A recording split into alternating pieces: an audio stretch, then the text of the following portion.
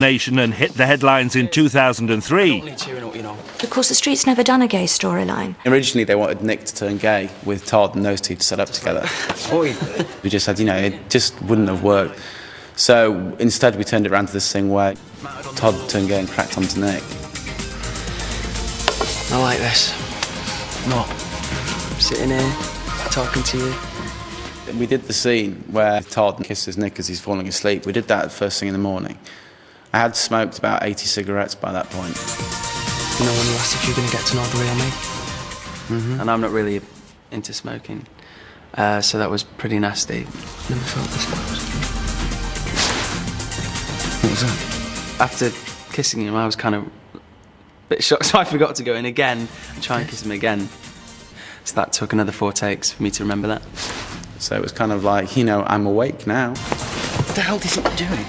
As usual, Sarah was the last to know that although Todd was the father of her unborn baby, she wasn't exactly his type. Your boyfriend's gay, Sarah. I mean, watching those two work there was just heartbreaking. I love you, Sarah. I don't believe you. I'll never stop loving you. And I'll never stop loving Beth. And I'll just never stop loving you. I don't believe you. You're too good a liar. But in Coronation Street, when there's tragedy, comedy's usually not far behind. Enter Gail Platt as we've never seen her before. Look, put your kettle on, go home, put some clothes on and come back and we'll talk about it. We don't want to be fighting on the doorstep. We knew it was coming up and we were quite excited about it. It was your idea to have a baby! Yeah, she didn't take much persuading, did she? She never does! We got the scripts for that and Helen Worth and I were howling. You're gonna get the... So I said, I can't hit you. I have to blow on you and you'll fall over. Go home, Gail. Helen Worth really got into that.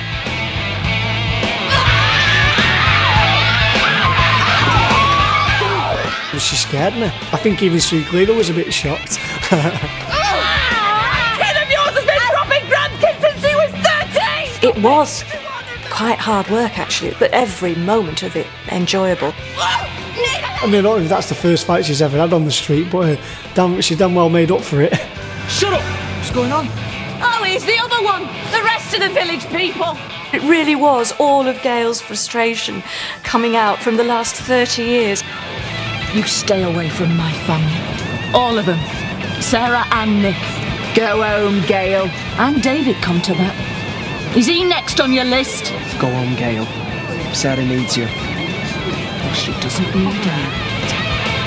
That's the thing about those Platts. They can say what they like about each other, but if anyone else tries to come between them, they don't stand a chance. Friendship. Don't be all day. We'll be quick. Anyone, that is, except Richard Hillman, who got his feet under the Platts table back in 2002. Can we start? Yes. The hunky-funky housewife's choice seemed too good to be true. And indeed he was.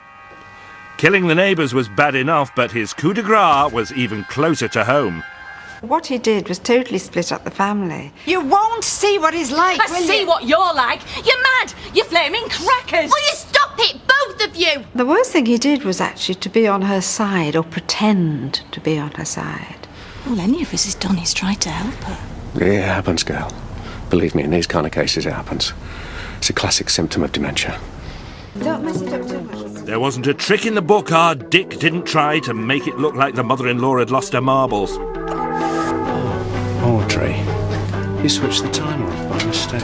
Is there something wrong with the other? Oh, something wrong with me. And I think it grabbed people's attention. Was Audrey going mad? And was there anybody to tell her she's not? By the time the penny had dropped with Audrey, no one would take her seriously. I've said he's trying to kill me. He wants my money. And to me, that was the scariest bit, getting people to believe that he was an evil man. Not content with making her lose her mind, Tricky Dicky tried to take her life.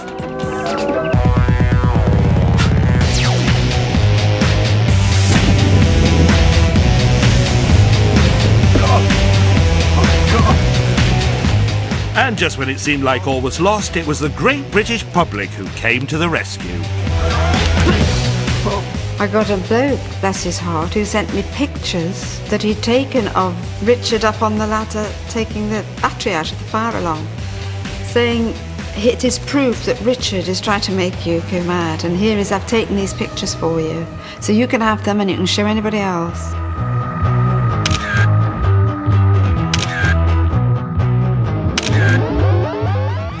So I did. I showed the producer, and that's how we caught Richard Hillman. Whilst Audrey pulled herself together, Richard started crumbling like the crust on Betty's hot pot. Think of it as like we're going on a family holiday. Time for another white-knuckle ride for the Platts, the most accident-prone family in Weatherfield.